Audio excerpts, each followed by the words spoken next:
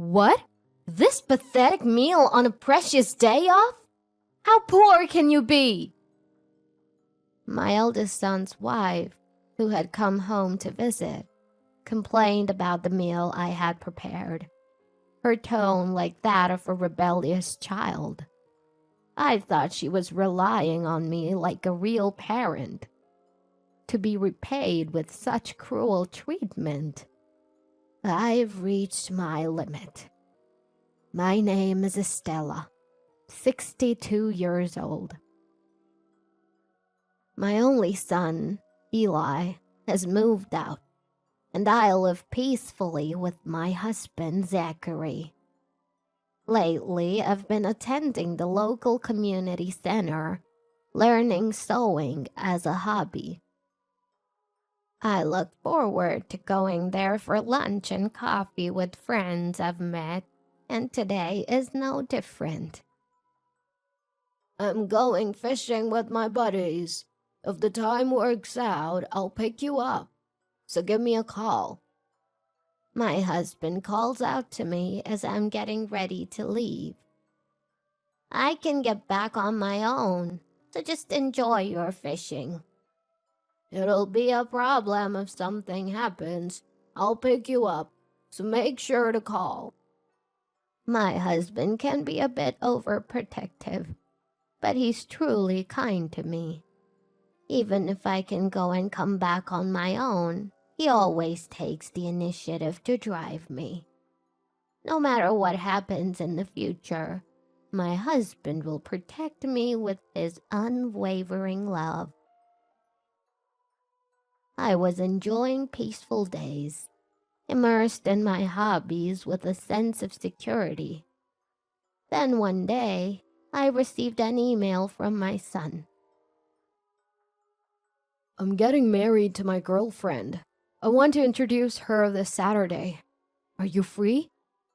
Eli is 30 years old and works in sales at a major telecommunications company. He hasn't been home except for New Year's celebrations lately, saying he's busy with work and we haven't been in touch at all. I was surprised by his sudden marriage announcement and hurriedly consulted my husband. Wow, he's finally getting married. I've been worried that he's 30 and still doesn't have a girlfriend. I'd love to meet her.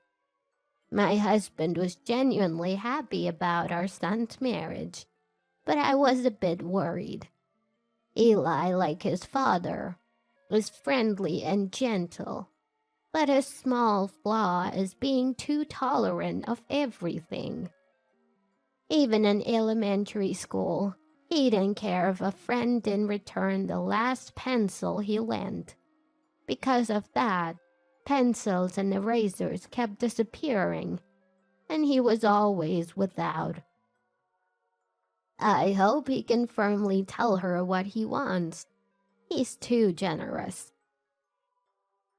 With such concerns, we welcomed the day of the family meeting.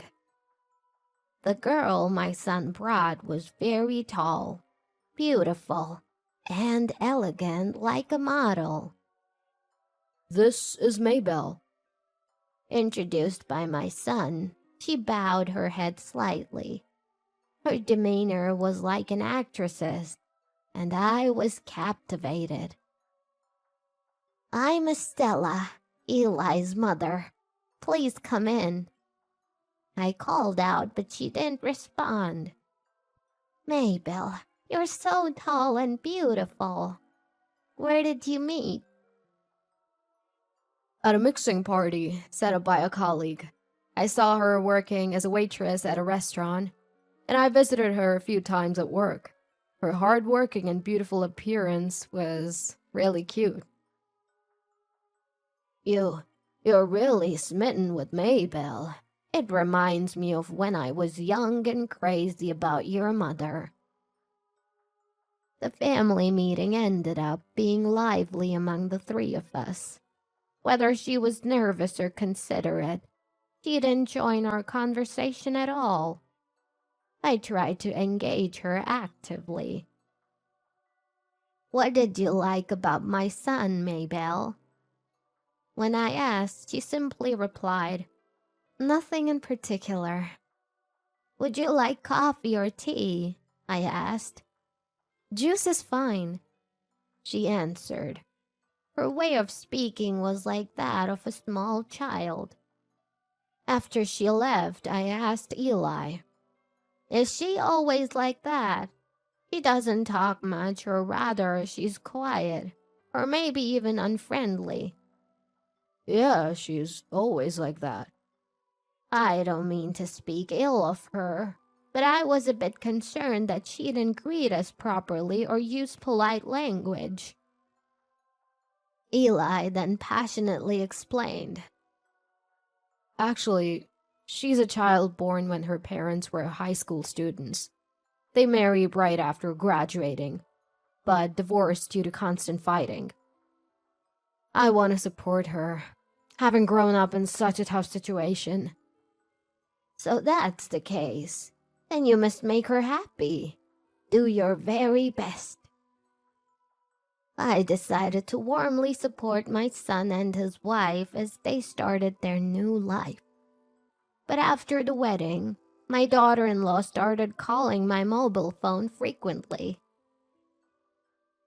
I'm shopping, but I'm a bit anemic and tired. Can you come pick me up? Are you okay? Where are you? I'm at the supermarket near the station. I'm sitting on a bench, so come get me. She would ask for various things, using language worse than a real daughter would use with her mother. At first, I was happy to be relied upon as if she were my real daughter, but it became annoying when she called for trivial things all the time. The groceries I bought are too heavy to carry home. I accidentally made a reservation at the wrong beauty salon. Can you drive me to the next town? It's pouring rain and I can't ride my bike home. Come pick me up. Calls like these came in all day long. While I was at the community center, I asked my husband to handle it. But sometimes he couldn't because he occasionally worked as a security guard. Sorry, can you take a taxi today? I'd say. And she'd reply, I'll do that if you pay the fare. I was undoubtedly being treated like a handyman. Whether it was due to her upbringing or not, my daughter-in-law's personality seemed quite twisted. Why did my son marry such a woman? How long will this situation continue? During a time filled with such doubts and anxieties, Eli came home alone. I asked him directly, Why is Maybelle so selfish? She's beautiful, sure, but with that personality, it must be hard to be with her, right? Eli hung his head a little and began to explain how they ended up getting married. He was smitten by her beauty and asked her out, but it wasn't easy. She demanded that he do whatever she said as a condition of dating, and he accepted it all. So that's why she's so spoiled. I regretted raising my son to be too weak and tolerant. After a while of no contact, my son said, We'll come home together on the next holiday. And I prepared dinner to welcome them. But my daughter-in-law looked at the food I made and snapped. What? Fried chicken and omelets? This isn't a kid's field trip, you know. Serve something like steak. How poor can you be to serve such a pathetic meal? She berated me with the crude language of a delinquent. I'm sorry. I should have told Mom about your favorite foods. My son bowed his head, looking defeated. Being manipulated by his wife and losing control, he is too good-natured. His wife, taking Eli's submissive attitude for granted, said, "Oh, I don't like raw fish. If it's Japanese food, I'd prefer meat sushi with roast beef or prosciutto. I'll tell you the place I always go to, so hurry up and order delivery." Just as I was about to raise my voice, my husband stood up, his deep voice trembling with anger. "This is the last time we'll see your faces. Think of this as your last supper and eat whatever meat sushi you want." I had never seen my usually gentle husband explode with anger like this.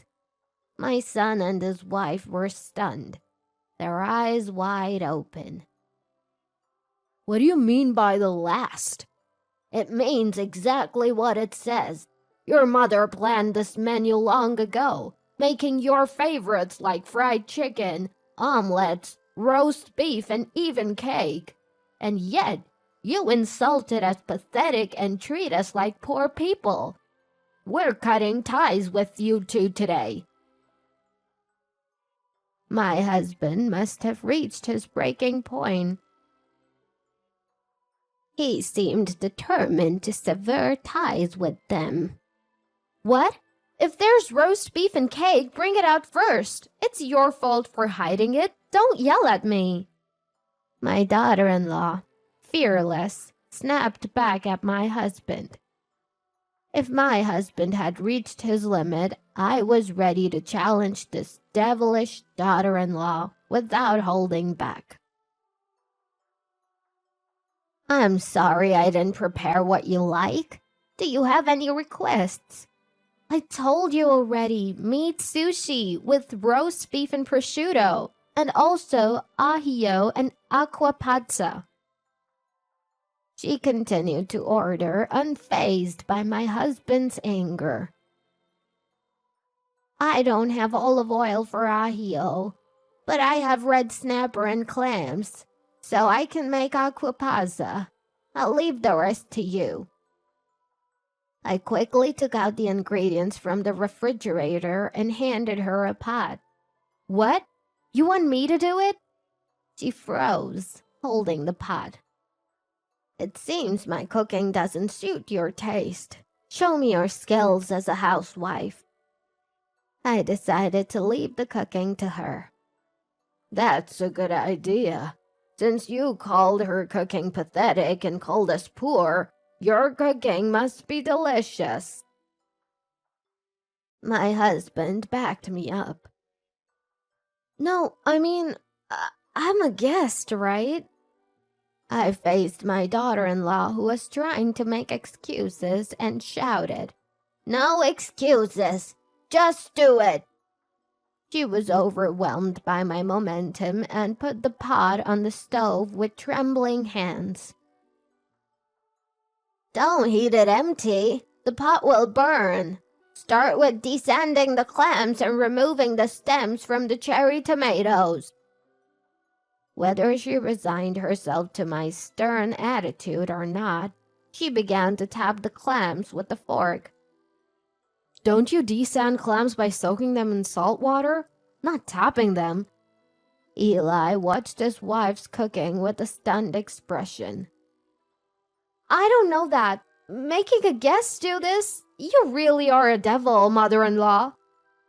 Losing her way out and furious, she threw the fork, and a loud laugh erupted from behind.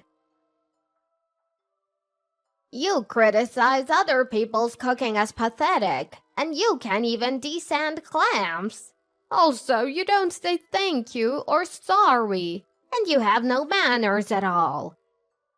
The voice belonged to my sister, Katrina, who had come to visit on her day off. I had been a cooking instructor at the cultural center for a few years, and my sister still teaches manners. "I was in the next room until now, but your attitude and personality are really terrible. I have a lot to say, but first, what's with that outfit? Are you here to play?" "This outfit? It's the trendy Korean leggings. You think that's fashionable? Dressing appropriately for the time, place, and occasion is basic. I can't believe you came to your husband's family home in something that looks like pajamas. My sister, without any hard feelings, sternly scolded her for her complete lack of common sense. Your attitude, your language, your clothes, everything is a mess. I don't know how this family puts up with a daughter-in-law like you. If we were worried about every failure like her, we'd go crazy. We've just accepted that this is how she is. Encouraged by my sister, I threw back words I wouldn't normally use. Then, my son and daughter-in-law began to argue fiercely. It's your fault for complaining about Mom's cooking. What? If you have a problem, tell these devil women. The problem is your attitude. Show some manners. They were arguing loudly. My husband silenced them with a shout. If you want to fight, do it elsewhere. If you have something to say, gather your thoughts and come back another day. I'll listen just once. My husband glared at them with a terrifying expression I had never seen before. Overwhelmed by his furious momentum, the two hurriedly left. A few days later, they came to our house with solemn faces, begging for forgiveness. It's not just your wife's attitude. It's you for allowing it. I'm utterly disgusted seeing you, with no common sense, fawning over a wife who has none either. My husband glared at Eli, still angry from the other day. I've decided, if you're going to cut ties with me, I'll divorce her. Eli's unexpected and shocking words. His wife's eyes widened in surprise. What's going on? You said you'll protect me. I thought so, but I'm convinced that what Mom and Aunt said is right. I now see how terrible your lack of common sense, your clothes, your language, and your personality are. What? You're treating me like the bad guy? You don't care about me. I'm just tired of all of that about you. Eli looked down, his voice barely above a whisper. Come pick me up. I'm tired from shopping. Bring me money, I don't have enough. You kept calling my mobile phone. When I turned it off, you even called my office. When I said no, you got angry, saying, Don't you care about me? You said you'd do anything for me. He wasn't even accused of cheating, and it seemed Eli had reached his breaking point. Think about us, who had to put up with your whims, and don't give your wife my cell phone number without asking. That's right. It's really annoying. Handle your own wife. My husband coldly dismissed them, and we decided to cut ties with our son and his wife. After we severed ties with them, my sister frequently visited their home. She said she was just enjoying tea time with them, but she was actually strictly disciplining my daughter-in-law with her expert manners training. And then, the daughter-in-law came to my house to apologize, looking like a completely different person, worn and defeated. I'm sorry, I've said terrible things to you. She bowed her head, handing over an envelope filled with cash as a token of apology and the taxi fares I had paid for her in the past. No matter how much you apologize, I will never forgive you. I coldly pushed her away, and she slumped in despair. Eli and she had been living separately within the house, and it seemed that divorce negotiations would begin soon. However, she couldn't get in touch with her biological mother, and she had neither a place to live nor any money. Driven into a corner, she seemed to realize how much her words and actions had troubled others. But it was already too late. The stormy days with our son and his wife passed, and my husband and I returned to our peaceful daily lives, enjoying our hobbies. I was thinking that Eli should find a new wife as soon as possible, and to my surprise, he actively started dating and quickly found a new girlfriend. She was Japanese, a graceful woman who enjoys traditional Japanese arts like tea ceremony, flower arrangement, and wearing kimonos. She said she liked my son's slightly shy but tolerant and gentle personality. I had once regretted that personality, but now I feel that our parenting was not wrong. I'm going to the cultural class. All right, I'm going fishing. On the way back from our hobbies, my husband would apparently come to pick me up in the car. It seems that our son has indeed inherited his father's kind nature.